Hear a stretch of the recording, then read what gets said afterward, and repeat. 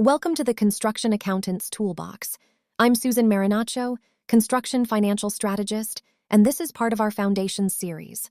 Today we're covering construction accounting vocabulary, the essential terms every bookkeeper, project accountant, and controller needs to know. Whether you're talking to your banker, your surety, your CPA, or your project manager, knowing this language puts you in control. Let's get started. Before we dive into the terms, let's talk about why vocabulary even matters. First, when you know the right words, you communicate with confidence. Lenders, sureties, and CPAs take you seriously when you speak their language. Second, misunderstanding terms like overbilling versus underbilling or WIP versus backlog can lead to costly financial mistakes. And third, these core terms show up again and again throughout construction finance. Know them now, and everything else clicks into place faster. Term number 1, job costing. In plain English, job costing means tracking every single dollar spent on a specific project. That includes labor, materials, equipment, and subcontractors. Why does it matter? Because job costing tells you if each job is actually making money before it's too late to fix it. You can compare your estimated costs to your actual costs in real time.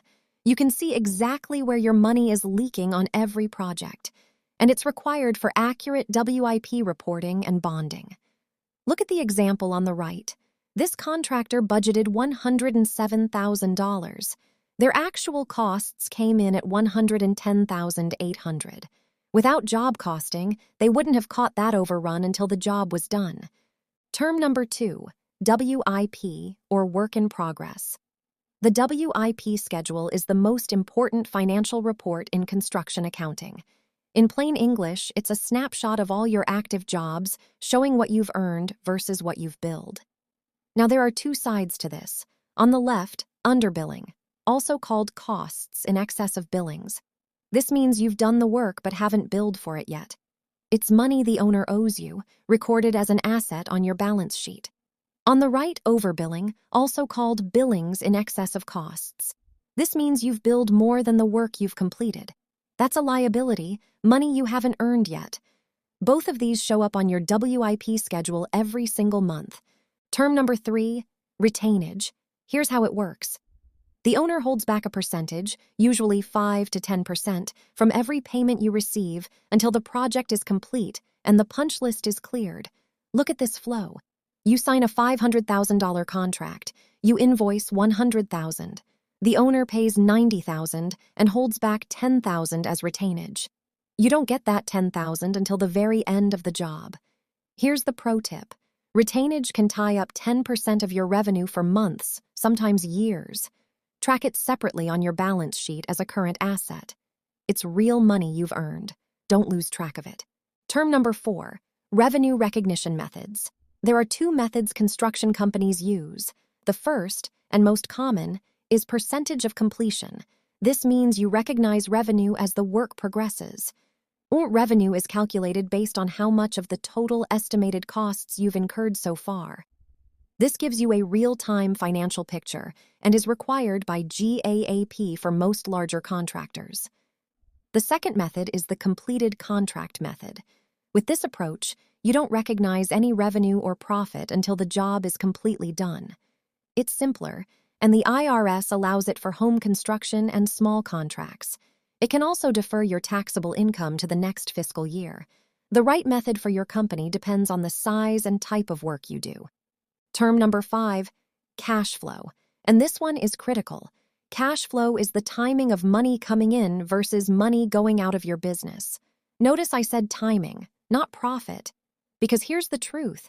You can be profitable on paper and still not be able to make payroll. Look at the two sides. Cash coming in includes progress billings received, retainage releases, change order payments, and owner advances.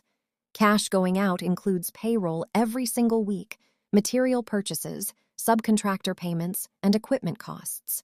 The warning here is this: construction companies fail not because they're unprofitable, but because they run out of cash. Managing your cash flow is just as important as winning the next job. Term number 6, overhead and labor burden. These two are often misunderstood, and they can quietly destroy your profit margins. Overhead includes all the costs that keep your business running but can't be charged to a single job.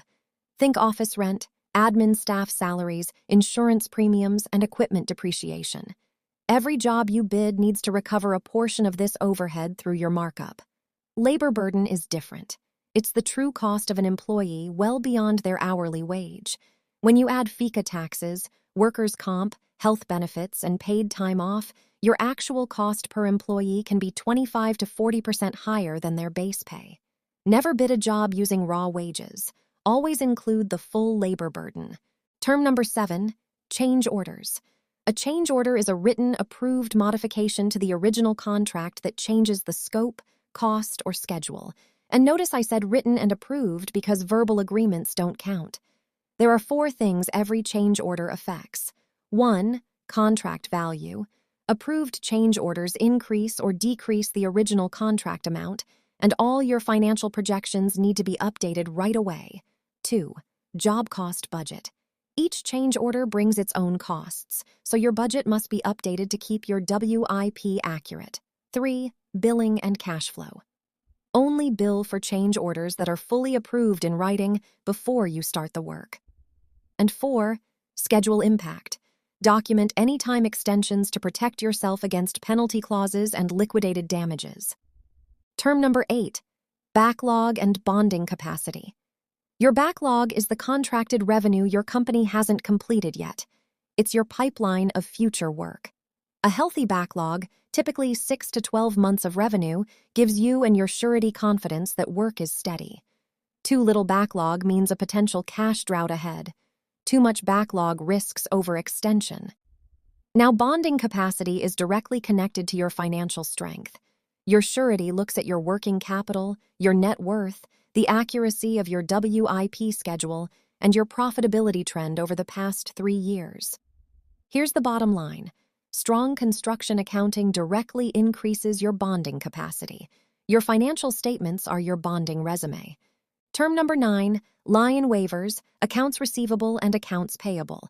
3 terms, 1 slide. A lien waiver is a document where a subcontractor or vendor confirms they've been paid and gives up their right to file a lien on the property for that amount.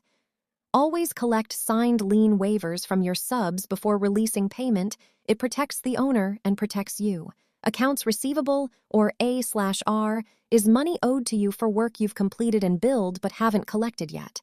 Track your AR aging every week. Anything over 60 days needs immediate attention. Accounts payable, or AP, is money you owe to vendors, subs, and suppliers. Manage your AP strategically to protect your cash position, but never let slow payments create lien exposure. Let's do a quick review. Job costing. Track every dollar on every job. WIP. Your snapshot of earned versus billed. Underbilling. Work done, not yet invoiced, an asset. Overbilling. Billed more than earned, a liability. Retainage. 5 to 10% held back until completion. Percentage of completion. The most common revenue recognition method. Cash flow. Timing matters more than profit. Change orders. Always in writing, always approved, and backlog, your contracted future revenue. These terms, plus the others in your quick reference guide, are the foundation of everything we cover here at the Construction Accountant's Toolbox. If you want the full guide, email me at susan@constructionaccountantstoolbox.com with the subject line Quick Reference Guide, and I'll send it right over. I'll see you in the next video.